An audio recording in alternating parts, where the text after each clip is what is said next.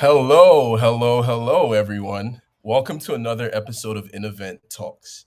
My name is Deji, and for those who don't know me, my name is Deji. For those who don't know me, imagine me starting with a goof. Maybe we should start that again. Hello, everyone. Welcome to another episode of InEvent Talks. My name is Deji. For those who don't know me, and I have the special honor of being your host today. Also considered starting it with a hey like Fat Albert, but I've changed my mind. I'm so glad that you're joining us for the first. If you're joining us for the first time, InEvent Talks is an original series by InEvent where we host discussions with industry experts as well as thought leaders across a number of fields and disciplines. One day it could be a talk on mental health and the tools needed to navigate it. The next, it could be expertise on HR or work tips or improving your efficiency. You never really know with us, That's one of the things that we try and do. We try and keep it fresh. We try and keep it almost random, but with like a lot of meticulousness that goes into it as well. But the only thing that we guarantee is that it'll be informative, educational, and entertaining.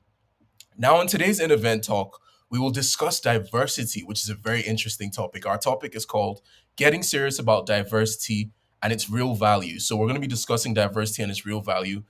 And I honestly am super excited about this for a number of reasons. One, having just, worked in PR and seen like the workings of our company and just companies across the world. I think diversity is something that I've encountered quite frequently, or like conversations about diversity. So for me, this is a personal one where I really feel like I'm going to be able to enjoy. And I just wanted to say quickly a quick shout out to everyone joining us from across the world. Feel free to leave your comments below either on LinkedIn or YouTube, wherever you're watching, or on the InEvent platform, because we would love to hear from you. So just let us know, because we're always excited to know where people are joining us from. And just moving forward, without any further ado, I would love to introduce you to our guest speaker, Gabby Austen-Browne, founder and director of Diversity Alliance, which is the leading education and consultancy service supporting the global events, MICE, and hospitality industry to become truly diverse and inclusive through trainings, workshops, and events. And she's also the co-founder of the Diverse Speaker Bureau, dedicated to nurturing and elevating the voices of people from underrepresented groups, supporting businesses and organizations to diversify their speaker panels at events, and also contributing to the wider mission for equality, inclusion, and representation. At this point, I'm going to let her say her piece. Gabby, we're so happy to have you here with us today. Hey, Deji. Oh, yeah, you Great. picked up on the bug. So nice to have you with us. Oops, sorry about that. That is on Love my end. that. Great to be here. Thanks for having me. Thank you so much. Thank you so much. I'm so excited to get into the conversation that we plan on having today. Um, and I'm just going to get straight into it. So we know intuitively that diversity matters. It's also increasingly clear that it makes sense in purely business terms. This is something that a conversation that just simply will not go away. So with so many companies talking about making diversity a priority, it feels like a lot of them fall short of the mark. And this is something that I feel like should be taken more seriously and less like as just something to tick boxes, as opposed to a lot of people have these conversations and at the end of the day, they sort of just die online or in a press release or in places like this. So I think one of the things that we're trying to accomplish today is that we're really trying to understand diversity in its fullest measure. Diversity shouldn't just be a conversation; it should be an action. It should be more than symbolic gestures. Inclusivity, for example, is also very cultural, and it's important as well to make sure that people, just feel included, which is, I think, a large part of what diversity also does as well. So, Mm. just starting with this conversation, I have a few things that I want to ask you. Actually, I'm going to start on a lighthearted note because I actually had this Oh, in mind. So a okay. little birdie told me that you might have a background in dancing. This is something that I thought Oh, might be interesting. Yeah, so I felt like this could be a conversation that was worth having, but obviously only if you're comfortable. But I'd love yeah. to hear just a tiny bit about that if you're willing to share. Yeah, and you know what? It is actually very reflective of probably where I am now on my journey. So actually, it's quite interesting that you brought this up first. But at school, I was pretty good academically. I probably had a little bit of a kind of big imagination, and would get very easy distracted. But I particularly excelled in sport and in performing arts, which I absolutely loved. Um, and my teachers really pushed me in that area because there wasn't really that many other people who could do it that well. Interesting. Um, but sometimes I actually felt like I really wanted to be pushed more academically, but I was kind of, it's been like, you're the sporty girl, you're the performer, and pushed in that area. So sometimes I do reflect back and think I would have liked the opportunity to also be pushed academically. Anyway, so I ended up moving and training in dance. I couldn't afford to go to dance classes, so I used to teach myself in my bedroom and watching TV and things like that. And somebody just at my school saw something in me and then kind of used to teach me kind of free privately at the school. And I ended up getting into a performing arts college. I'd never done a ballet class. I was absolutely horrendous. When I look back now, I was an absolute mess. But somehow they saw something in me, and I got in on a scholarship, and then that's where my career in dance kind of started.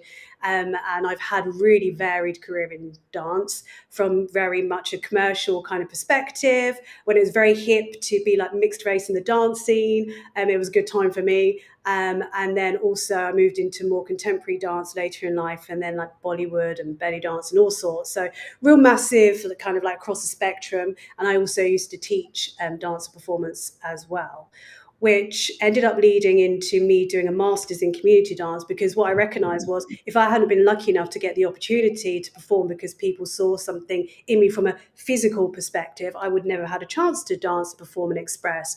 But I feel like being able to express through movement is something for everyone. And I hated the way that was so exclusive. So I really moved into that area of providing performance and dance training opportunities for people from marginalized communities. And that's kind of where this journey started a little bit, I guess. Interesting. Interesting. It's so funny how I think with every speaker that we've had so far on this, we always sort of kind of land on how they kind of came to their career with serendipity. So they started somewhere that kind of just gave them an understanding of what it is that they felt like they wanted to accomplish in another field, but it's almost never a conventional path. And that's just so interesting that you have that story as well. Very, Yeah. very nice. Thank you for sharing as well. I was very touch and go there for a second because I wasn't sure that it was something that you wanted to have a conversation about. But I had done research and I was just like, I really want to know about this. It's just always very interesting to hear about other facets of people's lives. Yeah, it's a big part of my life too. So, and taught me a lot of skills, not to go on a tangent, but taught me a lot of skills which I was able to take in the working world, which is understanding body language, being able to use voice and present yourself, which is why when it comes to the Speaker Bureau, I'm very passionate about that as well. Those skills that we can provide all sorts of people so that they're able to confidently stand up and speak in front of people, and whether it's in a job interview or giving a presentation or keynote. Yeah, I can imagine a lot of these things are transferable. It never feels like a hobby is just a hobby, or like even Mm, any other thing that we do. It always just sort of finds its way into other aspects of our lives as well. But I'm not gonna stay too long on this because yeah. obviously, like we have a lot of other things that we want to learn from you. So I'll go into my first question, Gabby. You Mm, mentioned on LinkedIn, remember DEI, and for the people who don't know, that's diversity, equity, and inclusion, is a mm. legacy, not a race. So why did you say this? Is it a common factor for companies to try and resolve DEI issues lightly, in your opinion? From what I've seen within the events industry, and I very much talk about it from that perspective because that's where my knowledge and experience is. Um, I feel there was some EDI or DEI talk going on, um, sort of late, sort of 2018, 2019. There was some slow rumblings around this within the industry for sure. I'd taken a part in a few talks around this.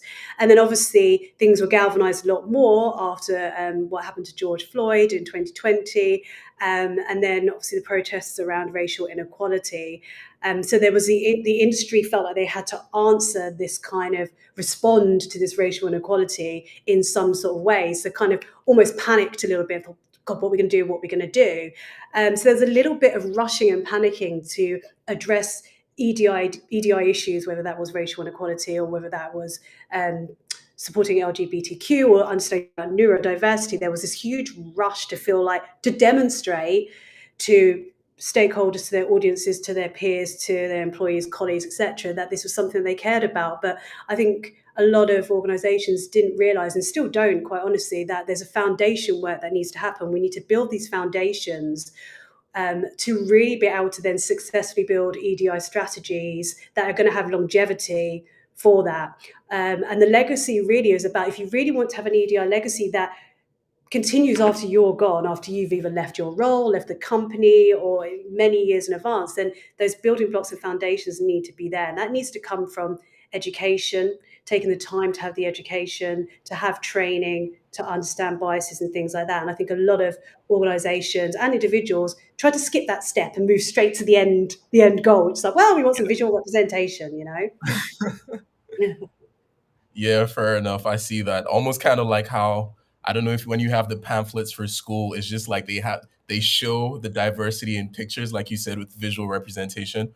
But when you actually go to the underbelly, it might not be as reflected. So it's very important, like you said, to not treat these things lightly and also just go beyond the facial image. I mean, I think in just my personal life, having worked in PR, I see Mm, that a lot, with companies who just always want to just have the what's the word that I could use to describe it? Just the good PR that they have that ensures that things look better, but they don't want to mm, actually do any work. So hearing that from you is actually, thank you very much for sharing that. yeah, no Um problem. so I think I'm going to pivot to my next question. Um, so like you already kind of spoke about, you spoke about how dance sort of inspired, your interest in diversity and inclusion and things of that nature. But I would Mm. also like to know, is there someone who inspired you to take this path? So is there anybody in your life or like in your earlier life, I would say, that kind of just pushed you in this direction or made you feel like this is something that you wanted to do? Yeah, do you know, a lot of this get really personal. I'm not meaning for it to get personal, but hey ho, this is kind of like where how the story goes. But Yeah, actually, it was probably my mother, because actually my mother was, at the time they called it occupational therapist. So basically, she used to work with adults with physical and learning disabilities. So now I used to have to go to work with her, and she used to work shifts. So sometimes I would go to work with her at 6 a.m. in the morning before I'd then walk up the road, literally like a 5 minute walk from where she worked to school. So I got to hang out with the residents there. So these are people with many different forms of disabilities. And I became very comfortable, friendly, had lots of fun, learned lots of things from these people, and felt very comfortable being around people who were different from me. And I very much respected my mother for having the strength, the tenacity, the empathy, the openness, and the sensitivity to be able to work with people who, have difficult lives, and actually maybe you can't, and I'm unable to, sorry, communicate their needs and their wants. And I think I always felt that empathy as well and felt very comfortable around that. So I'd say that experience, what my mother did, helped inspire me to be open to people who are different. thank you. Thank you very much for sharing that. And there's I another thing, actually. Sorry, there's somebody sorry, go else as on. well. Let me not I know you interrupt. mentioned from my past, but no worries at all. I know you mentioned from my past. I'll probably say, if I could be allowed to say currently, people that inspire me are people that make a difference without needing to get something from it. So they just want to make a difference because they just want to make a difference. And I see people reach out to me and go, I love what you did with that. I'm now going to go and do this for my community. I'm going to go and do this in my workplace. Those people really inspire me. They're not doing it for anything else other than they want to see change. So, yeah. Thank you. Thank you for sharing that. Yeah, I actually find that I find a lot of synergy with that as well. Just being the sort of person that I am, I think that's also something that I can mesh with simply because, specifically with PR as well, it's a very interesting field where you try and build relationships, but ultimately it can feel a bit icky for lack of a better word because everyone sort of comes in with the intention that they want something or like Mm, they want to get something from you. So to still be able to find, I guess, people who are taking the more noble approach, for lack of a better word, to just impact change without necessarily wanting anything out of it is very admirable. So I could see mm, why you would find that something that you admire. But also, I just want to pivot to another question that I have, which is somewhat related, but also just, I guess, just listening to you speak, I'm curious to know what makes you feel most proud of all the work that you do. So what is mm, that thing that you have? So after getting involved in an initiative or any of the things that you do on a regular basis, what is that feeling like? What is that one thing that you always leave with that makes you feel like, yeah, this is definitely what I want to do? So what gives you that pride? oh, that's a good question. I think it's something that's always driven me actually to choose the journey that I've chosen, whether that's the roles that I choose, whether that's the groups or activities that I choose to be engaged with. And that's coming away, and slightly selfishly, it's coming away with a feeling of warmth, a feeling of feeling good that you've done something good in the world. I mean, that sounds really cheesy, but that there's nothing like that feeling of feeling like you're doing something selflessly and you're making a difference to someone, even if it's just one person. And it's kind of like a little bit addictive, if that's your bag, you know. Yeah. When I get to work with clients in particular, and I actually see the changes that have come about, so from the work that we've done together, or I've got a private message from an employee going, oh my God, because of that session you did, now we've got this in place, or so and so has been promoted, or now we're doing this. That's when I know that I'm on the right path, and that I love what I do, and that I'm doing the right thing, and there's a real synergy. And there's that thing saying, or it's not saying actually, it's just a feeling of when you're in flow and doing the right thing, it all just feels right. And that's what I feel like at the moment. I feel like everything's been kind of accumulating to this kind of experience and journey that I'm on now through all the experiences that I've had through my time. And I kind of cannot help but feel proud, but particularly when people tell me the changes that have happened. Thank you. Thank you very much. Thank you. Mhm. So yeah, let me just I have a couple notes that I was taking, but I think one of the things that I remember you just mentioning was sort of like okay, I think I'll save that question for later. The next Yeah. question that I'm going to ask actually is, to you, why does diversity matter now more than ever? So it feels like we've had a lot of diversity conversations over the years. You know, people are more attuned or more interested in the conversation, but to a degree, in some ways, it feels like it might have lulled a bit. So, what is that thing for you that makes you feel like diversity is a conversation that needs to be more prevalent in today's world? Like, are there any particular things that you can point to, or is there just even, I guess, an ethos, a personal ethos that you have that makes you feel that diversity should be a conversation that matters more now than ever?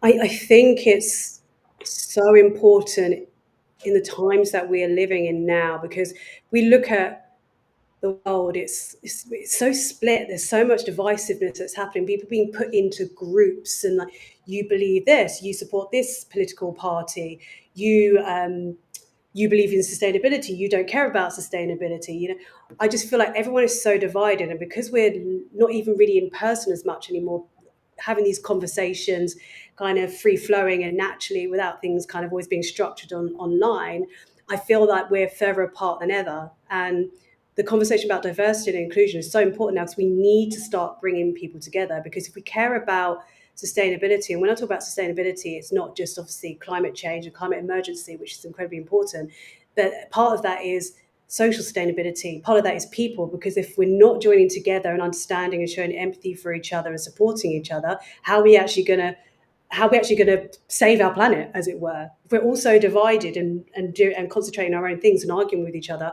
we're missing the bigger picture. So bringing diversity and inclusion training awareness in the workplace hopefully filters into family homes, into communities, into the wider conversation that will bring people closer to care about the things that really matter. Yeah, and I agree on the division as well. That's a great point, and I also really agree on the division because even just with social media, for example, I think that's probably one of the greatest maybe microcosms of what that like I guess division in today's world and how it exists. You know, it just feels like we're constantly fighting, like just Yeah. every single day we're constantly fighting across tribal lines. So yeah, that recognition is definitely something that needs to be taken into more consideration. I would agree. It's a tough But time. just You know, it we is need a you. tough You time. know, there's a war, there's cost of living crisis. You know, there's so much happening. This is the time we need to be there for each other. That actually gives me a good like it makes me want to piggyback on something that you said. So is diversity a harder sell, especially now in this time of like the cost of living crisis, I guess the cost of production across a number of industries. So do you feel like you encounter a bit more pushback as far as like people taking diversity as a serious issue? Not to my face. maybe, maybe it's like behind closed doors. They're a bit like, oh yeah, let's not, like, we haven't really got the resources to invest in this right now. But you know what? That it really makes me just sigh because I'm like, wow, you waste so much money on absolute twaddle. Like you would buy like branded pencils and notebooks, or you would go on do and not that we shouldn't have these things or we Of shouldn't course, have definitely. team away days and parties and things. Like, of course, we should have those things. But what's really important and what do people actually want? Where are we putting our resources? Are we spending £10,000 on an exhibition stand that isn't necessarily showing ROI, for example, Yeah. just because it's what we've always done? I just think people need to look at their resources a little bit more and really look at what their priorities are, and hopefully EDI and sustainability are the priorities, and start funding some of the money that way because that's what's going to keep their businesses and more sustainable and help retain their clients and their employees. So people who say they haven't got resources, they either don't care enough or they're wasting their resources on other stuff that don't matter. Thank you for that. Yeah, it definitely feels like it's more of a long term on plan and sustainability program because a lot of people always Mm, just sort of see it, I think, in the short term where it's like, oh, we're gonna have to spend this money and it's gonna have to, be an added part to our budget or whatever. But like yeah, you described, it probably is something that will save you money in the long run, you know. exactly. How much do you spend having to rehire an employee that's left? That money you've spent could have paid for some EDI training, etc. This needs to be implemented in the budget for every quarter, ongoing for the rest of the time. In all honesty, because it will be needed. Employees will change, leadership will change, society will change. It's not we do a couple of workshops and we're done. It's like it needs to be integrated into budgets properly. Yeah. I was Mm. just gonna ask one more question before I get into another aspect of what we're discussing. Do you see, and this is a bit more of a personal question. I don't think I even planned to ask this initially. Okay. Is there do you see a diversity problem in like the higher brass of the events industry? So like I think with a lot of industries, the higher it gets, it feels like there's more, for lack of a better word, more of a not There's a the brown word is ceiling, we call sorry? it the brown ceiling. Absolutely. That's the perfect way to put it. Yes. Absolutely. Thank you very much for sharing that. Yeah. So do you see that reflected in the events industry as well? Yes, 100%. What I would say is that really comes from the events industry being quite a new sector. And those that kind of started the ball rolling, they set up companies, whether that was agencies, media, or suppliers, for example, were often people that were able to take risks in order to set up businesses in the first place. And those were people generally who, not to be offensive, but probably had a little bit of backing or a little bit of additional privilege where they could take that risk. And of course, these leaders and these founders have risen, or they're still at the top of their companies or agencies or organizations at the moment because they started it. So, of course, they're going to be at the top of the food chain a little bit in that aspect. I think what it is what do we do once these people retire? Who are we training to come up and fulfill these positions? And also, who can we bring in now from other industries with very similar transferable skills to join these leadership teams or these boards? Thank you. Thank you very much. Yeah, Mm, that's something that was actually just as I was listening to you, it was something that just popped into my mind because I do see a lot of other industries where so people like myself, you don't see them as often. So I was just mm, wondering if this was something that you had encountered yeah. just in the course of your work. I mean, But from a now, gender equality perspective as well, I mean, what 85% of the industry, events industry, is female, but then the top positions are still held by men. So that doesn't really make sense. So there should be more diversity in the industry completely, so it's more of an even gender split, and then the same within leadership and C-suite. that is actually the first time I've ever heard that statistic. Thank you for Yeah. sharing that. Did you say 80 to 85?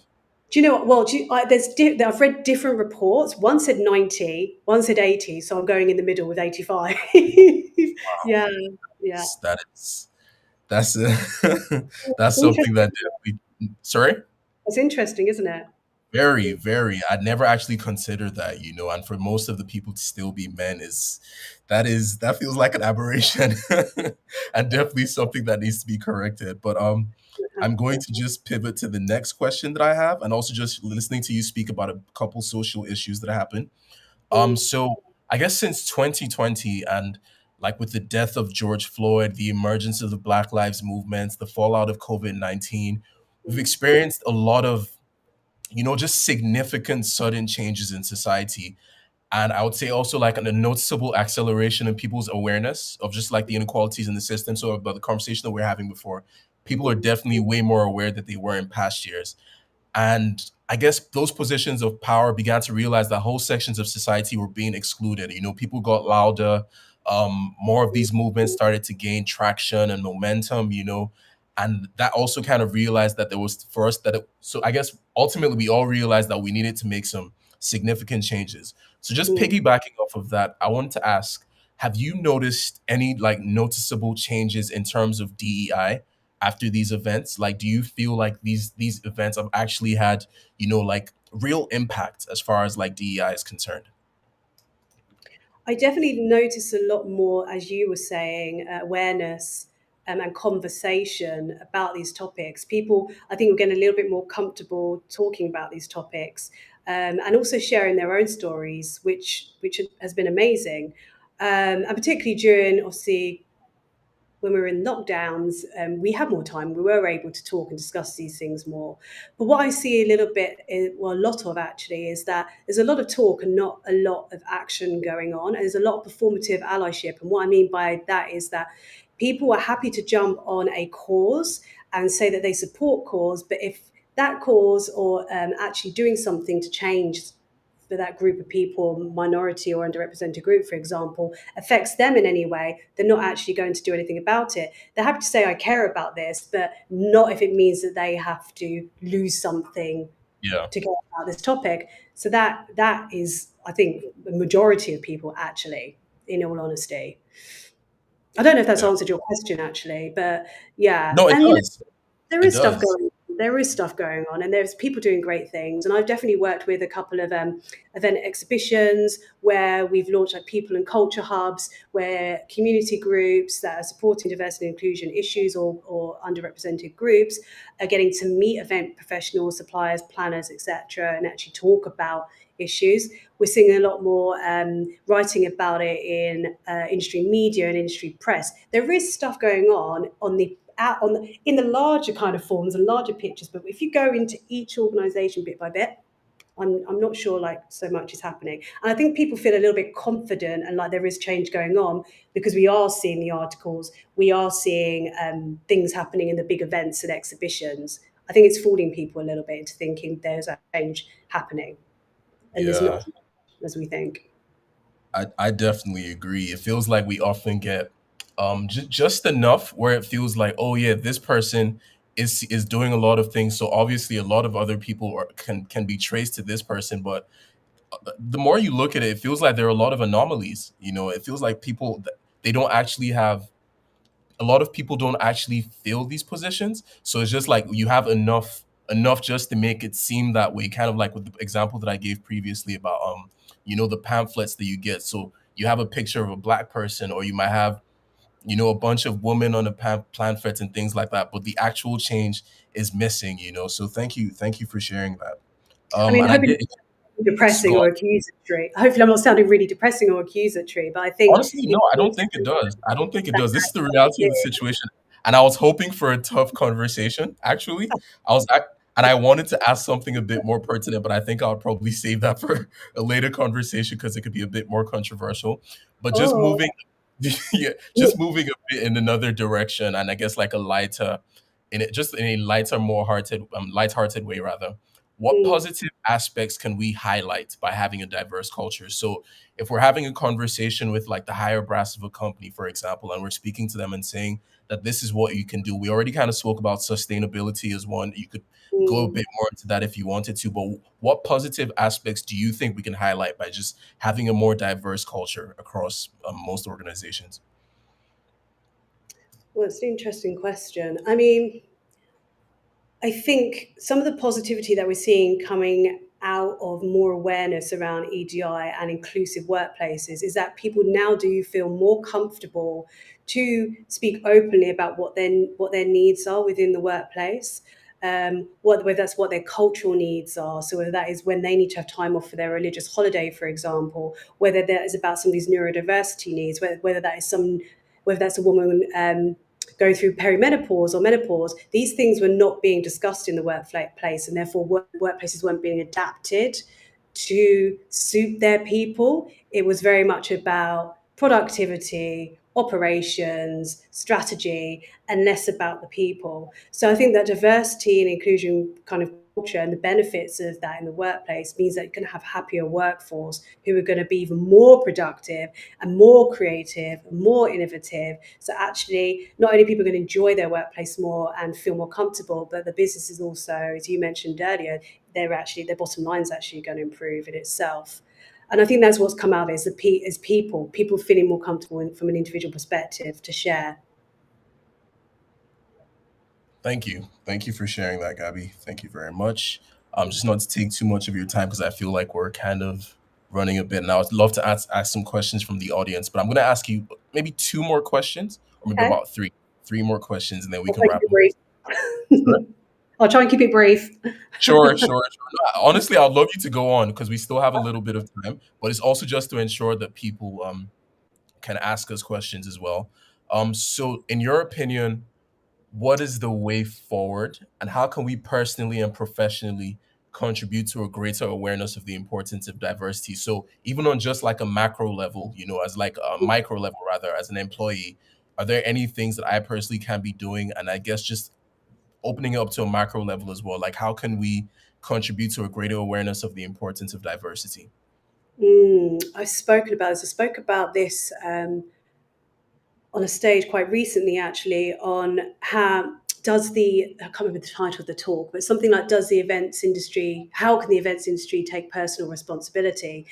And there is a couple of ways, and as you said, on a macro level, but also on an individual level. What can we do as individuals to make tiny changes? Because actually, it's those tiny changes, that one brick that's laid by each individual, that's going to make that real change. So I think if you were in a workplace, do not just rely on leadership to finally say, right, we're going to do something about diversity and inclusion. Work, right, get to work, like let's do something about this.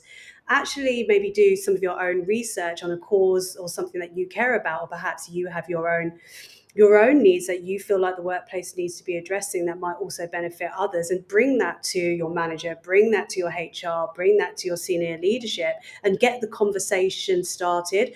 Don't be passive in this. You can also be active and get the ball rolling, and your voice is just as important as those voices higher up. And I think from a leadership perspective, you need to provide resources and support for your employees to feel like they can, number one, the door is open to be able to talk about these topics, and also that resources being put behind supporting to implement EDI, whether that is training your employees, training teams, leaderships, and that kind of that other support is given, that money's not just thrown at it and then a diversity committee is expected to change the diversity of the whole workforce when they've not given extra time to do this. They're not being given the support or training they need to do this, but they're kind of expected to suddenly move mountains. So it comes at all levels, top down, bottom up, from the middle, everywhere, and we could all take responsibility when it comes to this. I took one specific note from what you said, and it was don't be passive and do Mm, your own research, because I think those things are very important. And it's actually very easy to, just fall into that place of passivity and not being particularly interested, especially with mm, all the different things happening in the world. But that's an important thing to keep in mind. And it's probably one of the things that I'm going to emphasize at the end of this, that there's no room for any one of us to be passive as far as like the fight for diversity and inclusion. But I'm going to ask what, sorry, go on, Gabby. I'd love to hear more. Really quickly. What I would like to say is, as well, we all have diversity. So whether our partner is from a different ethnicity, whether we have a grandparent that has Alzheimer's, whether we have somebody in our family that has a physical disability, whether we have a neurodiversity need. I think sometimes when people think about diversity, they think about racial diversity or disability, and forget that actually we are all diversities. Anything you do is going to benefit everyone, not just the Yeah. traditional minority groups. Yeah. Oh, just one more, actually, two more questions. One of them is, what is your advice for getting more opinions on diversity in organizations? So some people have suggested getting obviously hiring more people who can contribute to the conversation. So Mm. for example, with InEvent and the platform, one of the ways that we try and ensure that our accessibility is actually up to scratch and we don't kind of fall into that trap of, I guess, techno ableism that sort of kind of Mhm. has happens with a lot of people, such that we're making decisions that affect these people, is that you source their opinions. You want to hear from them, and you actually want to find ways that are implemented into the technology that you create. So is that something that you think is also effective for the events industry as well? 100%. And that's part of the work that I also do with clients, because I'm one voice, I'm one experience. I can't speak for all types of diversity. So if you don't have diversity currently within your workforce, find people with lived experience that are happy to share their stories and get them in to come and consult for you or speak with you, talk with you, whether it's a phone call, virtual meeting, a face-to-face, whatever that is. And you can find out what the needs are without your organization yet having to be diverse. Because what I would say is that looking to hire diversely without sorting your in-house first workplace culture, debiasing systems and processes, is, again, it's like sticking a plaster over the problem. Sort inside out first, and then you can bring the diversity in to hear the diverse voices. But in the meantime, still getting experts and people with lived experience to advise you on these topics. Thank you. Thanks for sharing that. I'm just gonna jump to two more questions and that's it. I promise. Like You no said more. two more questions, like five more questions about love it. Yeah, I keep adding to them. But I think okay, so if there's two things that I want to leave on, it would Okay. be, what is the one piece of advice that you would love us to take away as far as DEI is concerned? And then the other one is a question that we typically ask people every single time. So it kind of ranges, but we ask, who are three of the most inspiring people alive for you right now? Oh, so one piece of advice is make diversity a priority and create resource for it. You're not going to get this if you don't actually put time and money behind this. I'm sorry, I'm going to be really blunt. That is a fact of the matter. Trying to get freebies and trying to get bits and pieces online is not going to cut it, I'm afraid. And then from a inspiration perspective, oh yeah. So I'm. I find this quite difficult question to answer because I've never been like, I've never been a fan of anyone really. I don't follow Interesting. influencers.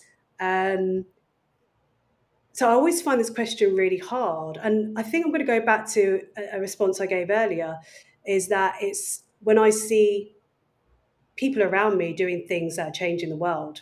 I don't have to know them. I might know them, I might not. I might just see what they're doing online. They're not famous figures or famous people that people know. It's people doing stuff at grassroots levels. They inspire me, and they inspire me to keep doing what I'm doing, even if I never meet them and don't know them personally. But I can't give you specific Yeah, people. no.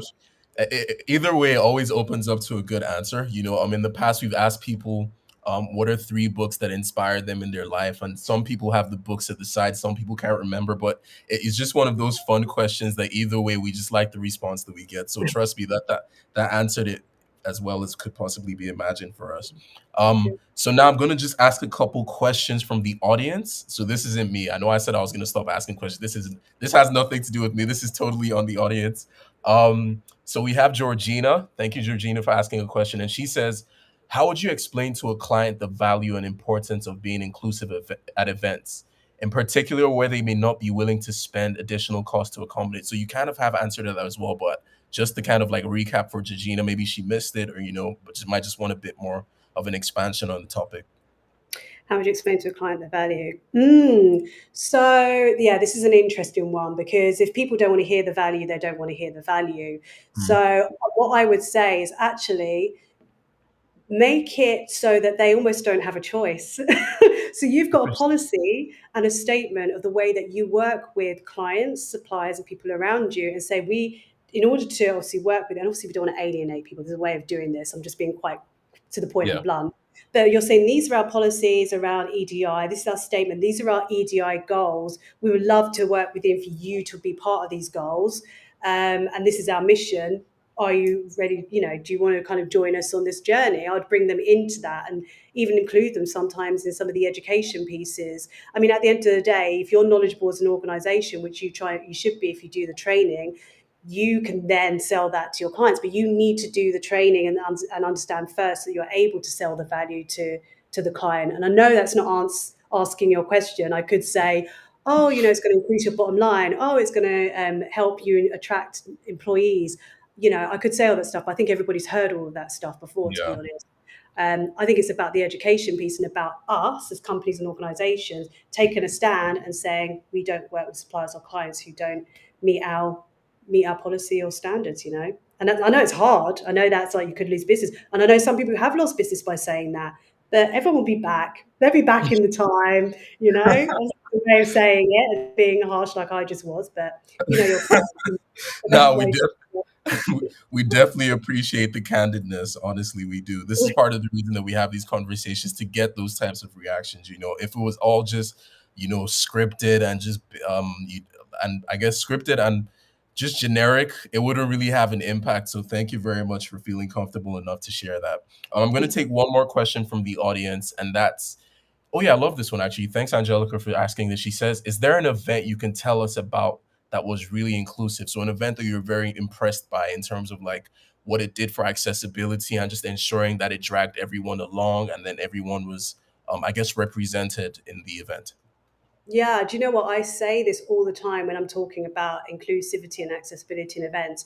Go to an LGBTQ plus event. So in Mm, the summer, I attended what's it called? Mighty Hoopla. Mighty Hoopla in Southeast London is a fantastic LGBTQ plus, but also open to everyone music festival, and they know how to do inclusivity and accessibility. From whether they have signers who are signing the lyrics that the pop singers are singing, whether that is making sure that all of the tents and stages are accessible for people with accessibility needs from a physical perspective.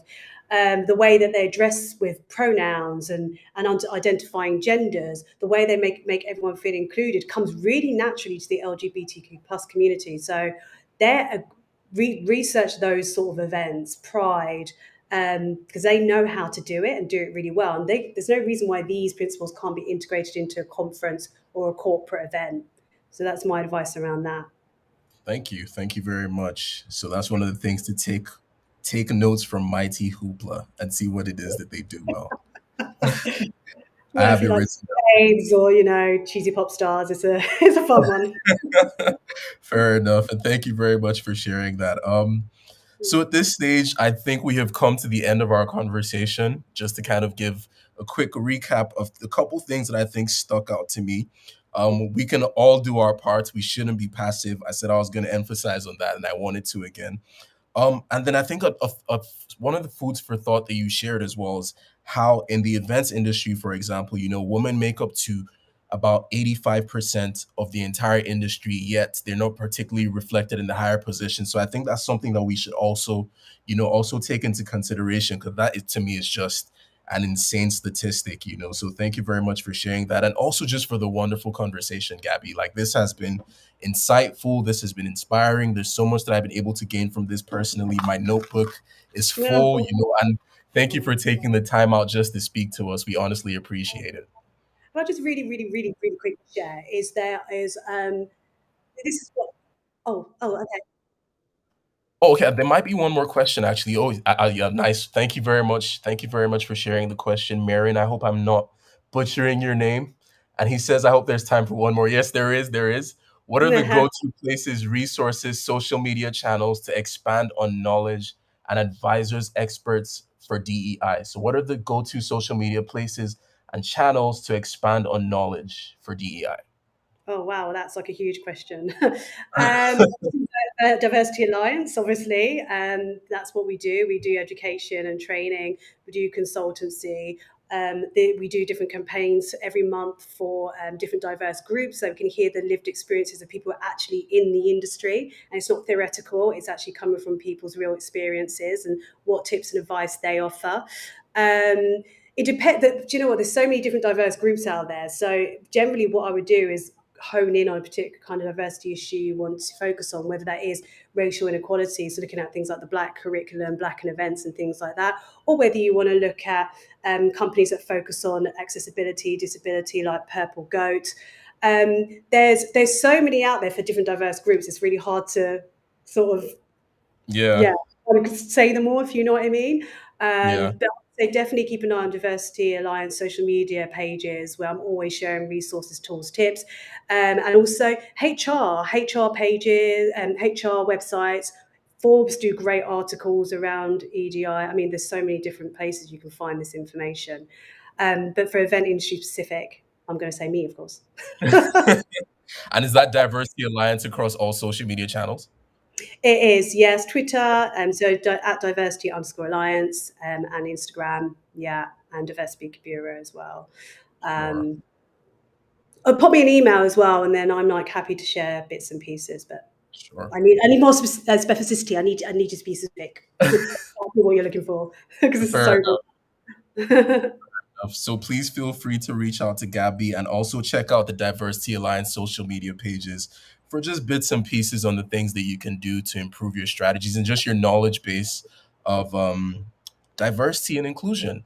Thank you so much for sharing that, Gabby. Thank you very much for the question as well, Marion. I really hope I didn't mess up your name. Forgive me if I did. But yeah, like I was saying, guys, this has been a wonderful session. Gabby, thank you so much for taking out the time. I'm sure that you're very busy, and we do not take it for granted when people can are willing to, jump on in event talks with us and share their experiences. Thank you so much for having me. I really have enjoyed it, and I'm always online to answer other questions. Just reach out to me.